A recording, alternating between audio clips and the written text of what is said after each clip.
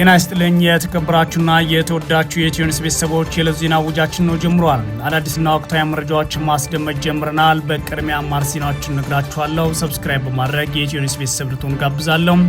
ወደ ዜናዎቹ አልፋለሁ። የፋኖ አመራር ዘመነ ካሴ ባለፉት 3 ወራት ዝግጅት አድርገን ያገዛዝ ጦር ከቆላ እስከ ደጋ ጠርገነዋል አሉ። የፋኖ አመራሩ ዘመነ ካሴ ባለፉት 3 ወራት ዝግጅት አድርገን ያገዛዝን ጦር ከቆላ እስከ ደጋ ጠርገነዋል አሉ። የፋኖ መሪው ዘመነ ካሴ ዛሬ በሰጡት መግለጫ ከሌላ የተዋስነው ሪዮት ዓለም ከሰው የተዋስነው ጠመንጃና ጥይት እንዲሁም የተበደርነው መሪ የገዛነው አስተማሪ አልነበረም አይኖርም ያሉ ሲሆን አብይ አህመድ በፓርላማ ላደረጉትና ምሳሌ አድርገው ላቀረቡት የጅብ ጉዳይም ግልጽ ምላሽ ሰጥተዋል። ዘመነ ካሴ ፋኖ ጅብ ሆኖ ይበላዋታል ሲሉም ለአብይ አህመድ መልእክት አስተላልፈዋል። በሌላ በኩል በትላንትናው ዕለት ፋኖን አቀናጅተው ውጊያ ከፈቱ የተባሉት ብርጋዴር ጄኔራል ምግብ ኃይሌ ለቀረበባቸው ክስ ምላሽ ሰጥተዋል። ክሱን ያቀረበው የመከላከያ መሪ ፊልድ ማርሻል ብርሃኑ ጁላ ከአባቶቻችን የወረስነው የአሸናፊነት ስነልቦና ዛሬም ባለን በማለት ተናግሯል። በዝርዝር እናያለን።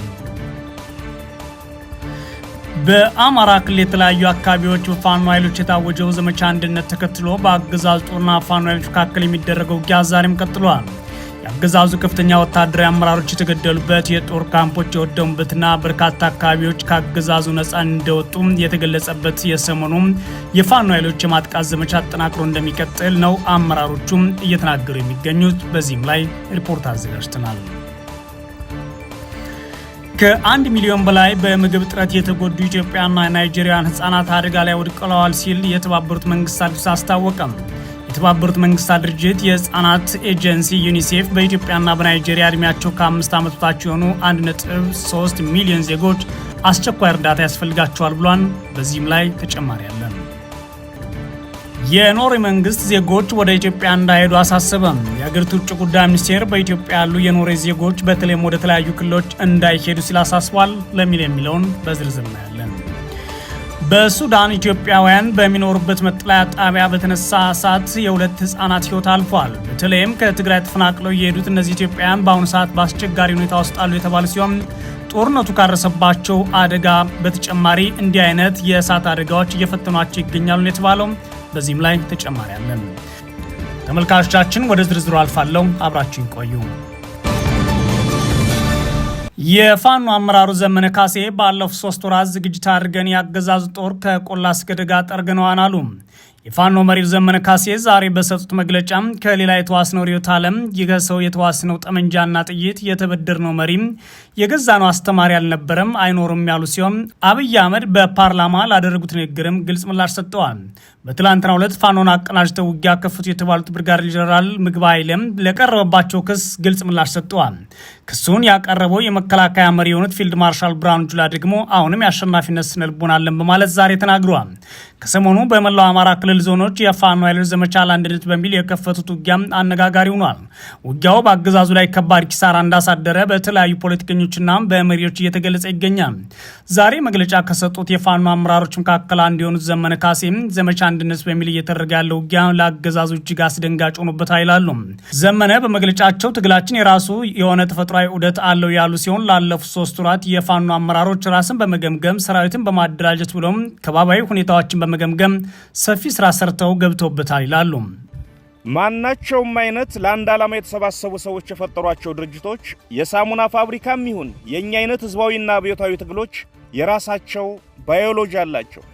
ከአንድ የእድገት ምዕራፍ ወደ ሌላኛው የሚሸጋገሩበት ተፈጥሯዊ ዑደት አላቸው።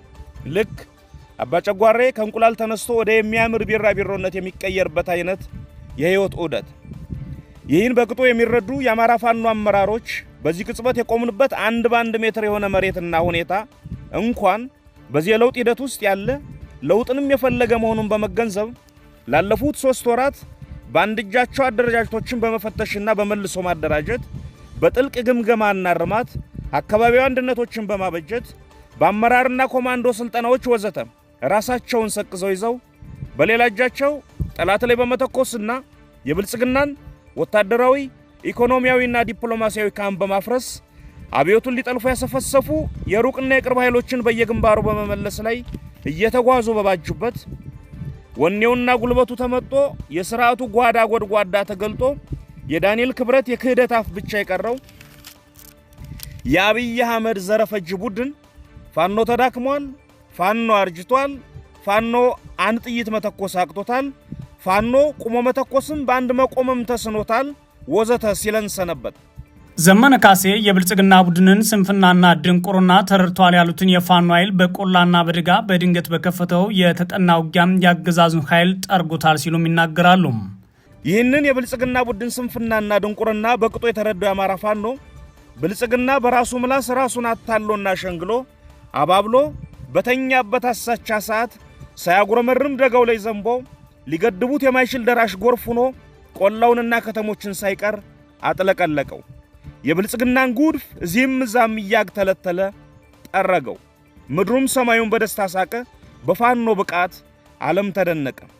ዘመነ ካሴ አገዛዙን ውጊያ ያቀናጀው ብርጋዴር ጄኔራል ምግብ ኃይለ ነው በማለት መግለጹን በማስታወስ በሰጡት ምላሽ የኛ ትግል የሚመራው በአማራ ልጆች አዲስ አስተሳሰብ ነው ካሉ በኋላ ድል ለማድረግ ሁሉም አቅምና ፍላጎት በእኛ እጅ ላይ ይገኛል። የተዋስነው አመራርም ሆነ የተቀበልነው መሪ የለም፣ ጥይትም ሆነ መምህር አልተላከልን በማለት በግልጽ መልሰዋል።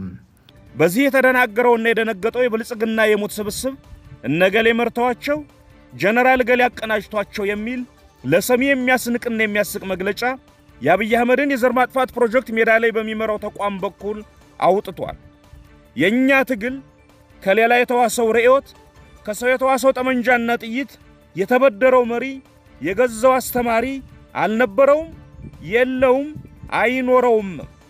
ሁሉም በአማራ ልጆች አዲስ አስተሳሰብ ለአማራ የሆነና እየሆነ ያለ ትግል ነው። ድል ለማድረግ የሚያስፈልገው ሁሉን አቀፍ ብቃትና ችሎታ እኛ የአማራ ታጋዮች እጅ ላይ መዳፍ ላይ ይገኛል። የአማራ ክንድ አንቆ ይዟቸዋል፣ አንቀርቅቦ ካፈር ይደባልቃቸዋል።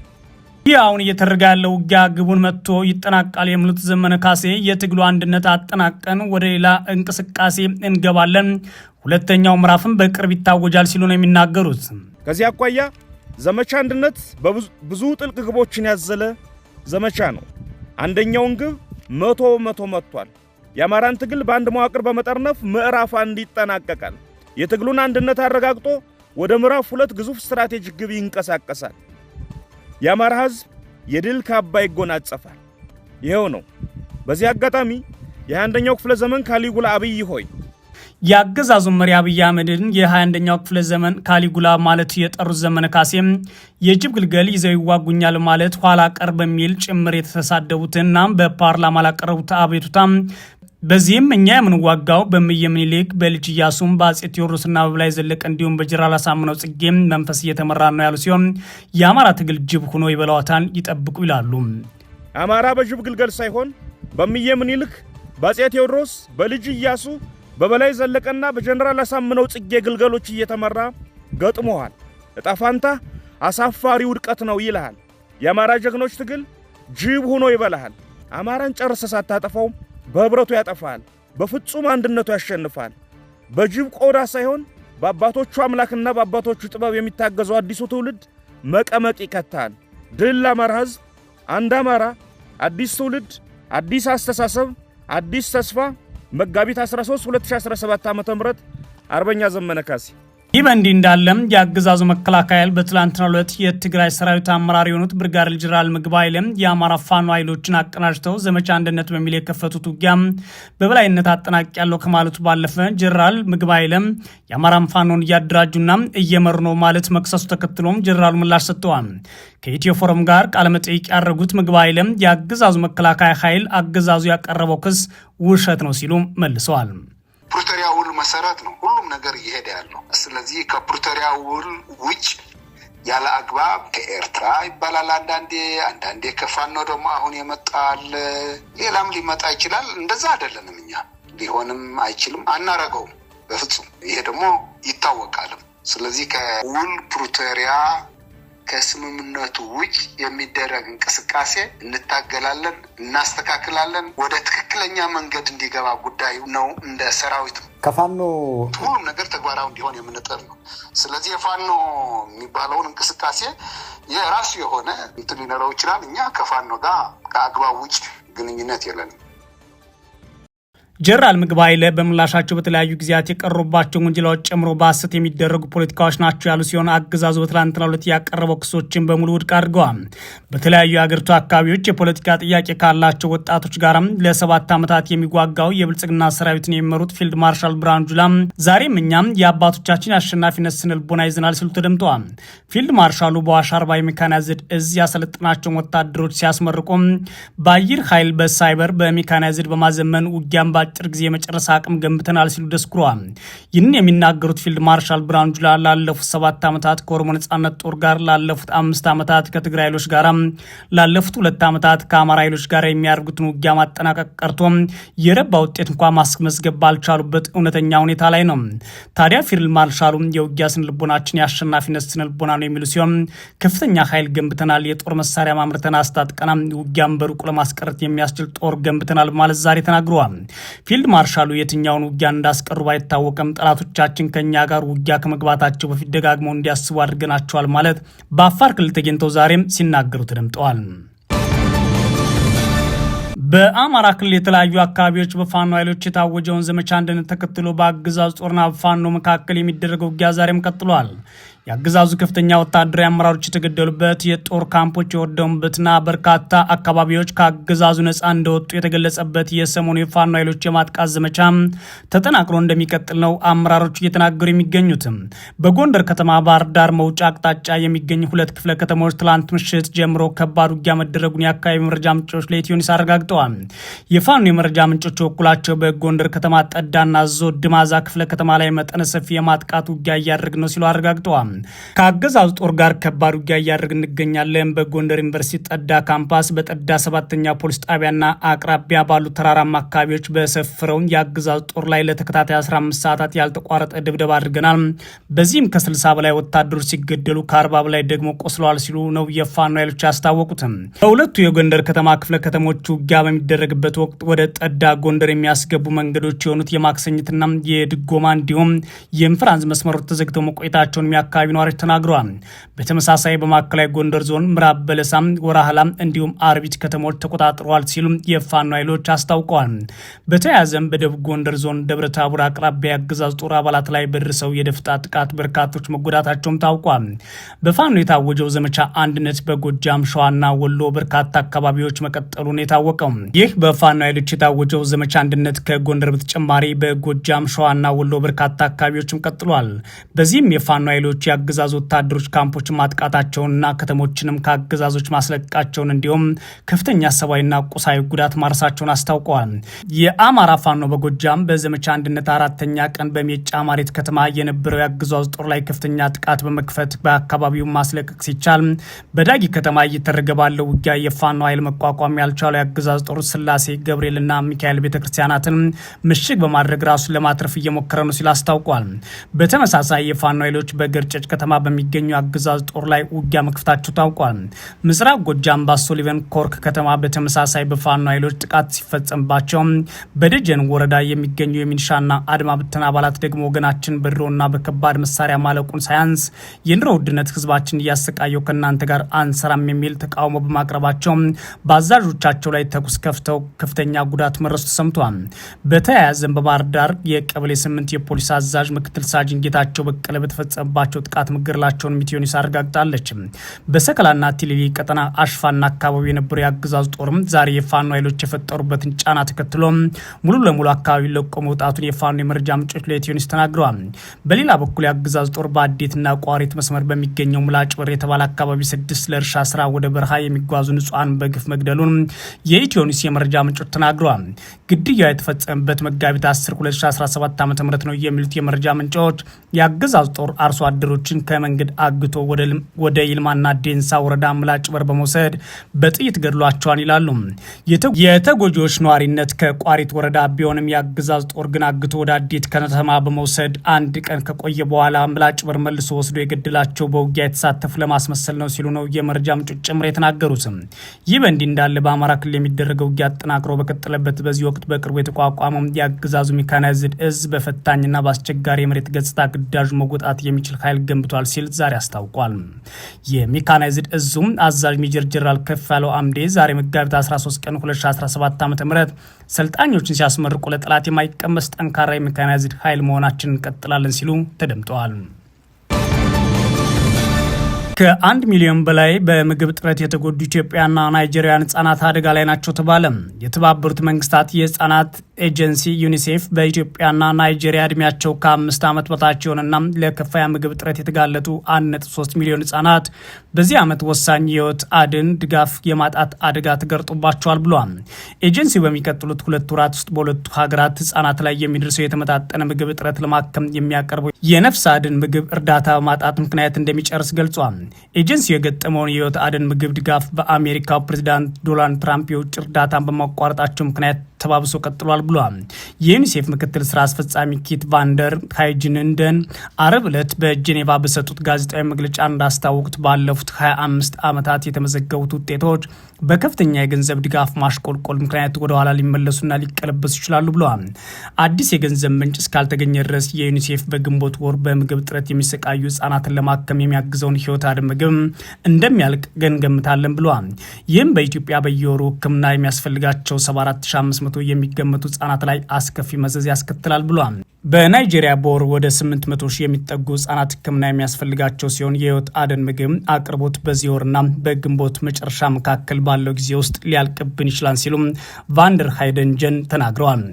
በጥር ወር ፕሬዚዳንት ትራምፕ የመንግስት ወጪ ለመቀነስ በሚል የዩኤስኤድ ስራ ማቋረጣቸው ይታወሳል። ይህ የፕሬዚዳንቱ እርምጃ በዓለም ጤና ድርጅትና በሌሎች ዓለም አቀፍ የልማት አካላት እየተወገዘ ሲሆን ብዙ በውጭ እርዳታ ላይ ጥገኛ የሆኑ ታዳጊ ሀገራት በተለይም በአፍሪካ ከፍተኛ ስጋት ውስጥ አስገብቷል። ዩኤስኤድ በአፍሪካ ከ3 አስርት ዓመታት በላይ ወባን፣ ኤችአይቪ ኤድስን፣ ሳምባ ነቀርሳና ሌሎች በሽታዎችን ለመዋጋት በሚደረጉ ጥረቶች ውስጥ ትልቁ ለጋሽ ድርጅት ነበር። ታዲያም ይህ ድጋፍ በመቀነሱ በአሁኑ ሰዓት በኢትዮጵያና በናይጄሪያ 1.3 ሚሊዮን ህጻናት የረሃብ አደጋ ተጋርጦባቸዋል ነው የተባለው። የኖርዌይ መንግስት ዜጎች ወደ ኢትዮጵያ እንዳይሄዱ አሳሰበም። የሀገሪቱ ውጭ ጉዳይ ሚኒስቴር በኢትዮጵያ ያሉ የኖርዌይ ዜጎች ወደ ተለያዩ ክልሎችም እንዳይሄዱ ብሏል። አብይ አህመድና ግብረ አበሮቹ ሀገሪቱ ሰላም ናት ብለው ሎጅ ገንብተናል ኑ ጎብኙልን እያሉ ባሉበት በዚህ ወቅት ሀገራት ዜጎቻቸው ወደ ኢትዮጵያ እንዳይሄዱ እየከለከሉ ይገኛሉ። የኖርዌይ የውጭ ጉዳይ ሚኒስትር ዜጎች ወደ ተለያዩ የኢትዮጵያ የክልል ከተሞች እንዳይሄዱ ማስጠንቀቂያ ሰጥቷል። ሚኒስቴሩ ባወጣው መግለጫ የጉዞ ማስጠንቀቂያ ዜጎች ወደ ትግራይ፣ ወደ አማራ፣ ጋምቤላና ቢሻንጉል ጉሙዝ ክልሎች እንዲሁም ኢትዮጵያ ከጎረቤት ሀገራት ጋር ድንበር በምትዋሰንባቸው አካባቢዎች ጭምር መሄድ እንደሌለባቸው አሳስቧል። በተጨማሪም በከፊል ኦሮሚያ ክልል ማለትም በቄለም ወለጋ፣ ምዕራብ ወለጋ፣ ቡኖ በደሌ፣ ምስራቅ ወለጋ፣ ሆሮ ጉዱሩ ወለጋ ዞኖች ውስጥ ማናቸውም ጉዞ ማድረግ እንደሌለባቸው አስጠንቅቋል። በሀገሪቱ ውስጥ ያለው የደህንነት ሁኔታ ውስብስብና አስቸጋሪ በመሆኑ በተቀሩት የኢትዮጵያ ክፍሎችን ቢሆን ለወሳኝ ጉዳይ ካልሆነ በስተቀር መሄድ የለባቸውም ሲል ዜጎችን አሳስቧል። የኖርዌይ የውጭ ጉዳይ ሚኒስቴር በዚህ ማሳሰቢያው ይህ የጉዞ ማስጠንቀቂያ አዲስ አበባን አይመለከትም ያለ ሲሆን በኢትዮጵያ አብዛኛው ውጊያ ያለባቸውና ውጊያ ይነሳባቸዋል የተባሉ አካባቢዎችን ግን በግልጽ ከልክሏል። በሱዳን ኢትዮጵያውያን በሚኖሩበት መጠለያ ጣቢያ በተነሳ እሳት የ2 ህጻናት ህይወት አልፏል። የተፈናቀሉት በሚኖሩበት የስደተኞች መጠለያ ጣቢያ በተከሰተ የእሳት አደጋ ምክንያት 2 ህጻናት ህይወታቸው ማለፉ ተሰምቷል። ቃጠሎ የተከሰተው ከመጠለያ ጣቢያ መካከል አንዱ በሆነው ኡምራ ኩባ እንደሆነ የሱዳን ነዋሪ የሆነው ጋዜጠኛ መድኃኒ ግደይ ለቢቢሲ ተናግሯል። አደጋው የተከሰተው ሐሙስ መጋቢት 11 2017 በአካባቢው ሰዓት አቆጣጠር 7 ሰዓት ገደማ መሆኑን ጋዜጠኛ መድኃኒ ይገልጻል። መድኃኒ እንደሚለው በቃጠሎ ምክንያት 14 የሚሆኑ በሸራ የተሰሩ መጠለያዎች ሙሉ በሙሉ በሚባል ደረጃ ወድመዋል ሲል አደጋው ያስከተለውን የንብረት ውድመት ያስረዳል። በጣም የሚያሳዝን ሁኔታ ነው ያላቸው ንብረት በሙሉ ወድሞባቸዋል ይላል። በመጠለያ ጣቢያው የሚኖሩ ስደተኞች የእሳት አደጋው ማስቆም እንደተሳናቸውና መደዳውን ተሰድረው የነበሩ የሸራ መጠለያዎች መውደማቸውን ይገልጻል። ከግላዊ ንብረታቸው በተጨማሪ የተባበሩት መንግስት የስደተኞች ኤጀንሲና ሌሎች የተራድኦ ድርጅቶች ለስደተኞች የሰጡት ንብረትና ወርሃዊ እርዳታ መውደሙንም ይናገራል። በእሳት አደጋው ምክንያት 2 ህጻናት ህይወታቸው ማለፉን ጋዜጠኛው ለቢቢሲ አረጋግጧል። ከሁሉም በላይ በጣም የሚያሳዝነው 2 ህጻናት በአደጋው ምክንያት ህይወታቸው ማለፉ ነው። የአንድ ቤተሰብ አባላት ናቸው። አንድ የ6 ዓመት እና አንድ ደግሞ የ2 ዓመት ህጻናት ህይወታቸው አልፏል ይላል። ከ4 ዓመታት በፊት በትግራይ ክልልና በፌዴራል መንግስት መካከል በተፈጠረው ግጭት የተነሳ ምዕራብ ትግራይ ተብሎ በሰዓቱ በሚጠራው አካባቢ የተፈናቀሉት እነዚህ ነዋሪዎች በአሁኑ ሰዓት ወደ ሱዳን ቢሰደዱም በዛም ህይወት አስቸጋሪ ሆኖባቸዋል። ደም አፋሳሽ ጦርነትን ሸሽተው የሄዱት እነዚህ ነዋሪዎች በሱዳን ከባድ ሁኔታ ያጋጠማቸው ሀገሪቱ በጦርነት ውስጥ መቀጠሏ እና በዓለም አቀፍ ደረጃ ለስደተኞች የተሰጠው ትኩረት ዝቅተኛ መሆን ነው። የተወዳችሁና የተከበራችሁ የኢትዮ ኒውስ ቤተሰቦች የዕለቱ መረጃዎች እነዚህ ነበሩ። መልካም ጊዜ ነው።